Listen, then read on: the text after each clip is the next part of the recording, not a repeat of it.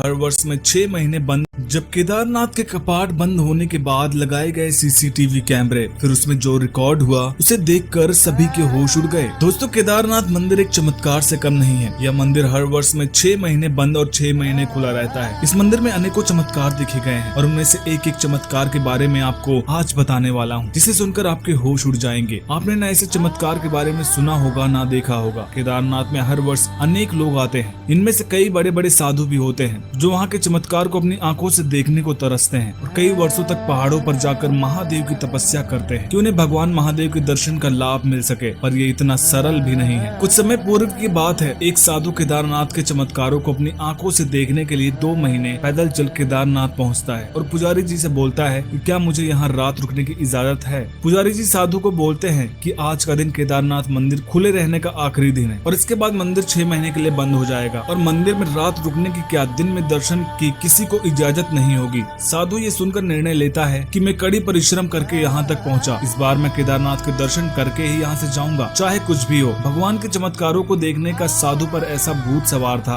कि उसने यहाँ तक नहीं सोची कि केदारनाथ एक बहुत ही ठंडी जगह है और हर वर्ष यहाँ भारी बर्फबारी होती है, जिसमें यहाँ रहना तो दूर की बात, सांस लेना भी संभव नहीं होता। साधु केदारनाथ के मंदिर बंद होने से पहले मंदिर में छिप जाता है और मंदिर 6 महीने के लिए बंद हो जाता है। सभी केदारनाथ की यात्रा करके अपने घर की ओर प्रस्थान कर लेते हैं। अब केदारनाथ में सिर्फ वो साधु बचता है क्योंकि वहाँ रहना बर्फबारी में संभव नहीं। साधु सोचता है कि केदारनाथ में जलने वाला ये दीपक 6 महीने तक कैसे जलता रहता है। ये सच में अब जानकर ही रहूंगा। मुझे विश्वास है कि अगर मेरे केदारनाथ होंगे तो मुझे कुछ नहीं होगा। ये सोचकर केदारनाथ के मंदिर के भीतर साधु के 6 दिन पूरे हो गए। अब उसके पास से सारे फल और खाने के सामान खत्म हो चुके थे। कुछ दिन तक वो जैसे भूख सहन कर लेता है। अब उससे भूख भी सहन होना बंद हो जाती है और भूख से बिलखते बिलखते चमत्कार के इंतजार में सो जाता है और उसके अचानक से नींद खुलती है तो वो देखता है कि उसके सामने कुछ फल पड़े थे। वो सोचता है कि ये कहाँ से आए और भगवान की आंखों में देखकर रोने लगता है कि आप सच में हो और झूमने लगता है। ऐसे करते करते कुछ महीने बीत जाते हैं और वो रोज सुबह उठता और उसके लिए उसको कुछ न कुछ खाने को रखा मिलता। ये सब साधु को असंभव सा लगता, परंतु थी तो ये सब सच्ची घटना। एक दिन वो देखता है कि केदारनाथ को जलने वाले दिए का तेल पूरी तरह से खत्म होने लगा और वो जब अगले दिन सोकर उठा तो दिए में तेल पूरी तरह से भरा हुआ था और दिया जल रहा था। साधु को उसकी आंखों पर विश्वास नहीं हो रहा था कि ये सब सच में है या कोई सपना। और ऐसे करते करते 6 महीने खत्म होने वाले होते हैं और साधु को विश्वास हो जाता है केदारनाथ के चमत्कार पर। साधु हमेशा के लिए वहीं बसना चाहता है, केदारनाथ के चरणों में। जैसे जैसे समय खत्म होते जा रहा था, साधु को केदारनाथ से दूर जाने का गम सताया जा रहा था। उसको ज्ञात था कि केदारनाथ मेरे अंदर बस चुके हैं और अब उसे उनसे कोई दूर नहीं कर सकता। फिर आखिरकार वो दिन आ गया जब केदारनाथ के पट 6 महीने के बाद खुलने वाले थे। साधु केदारनाथ में बैठ उसके 6 महीने के बारे में सोचने लगा कि उसने कितने चमत्कार को यहाँ देखा। उसका जीवन धन्य हो गया। इतनी कड़ी ठंड में भी उसका बाल भी बांका ना होना,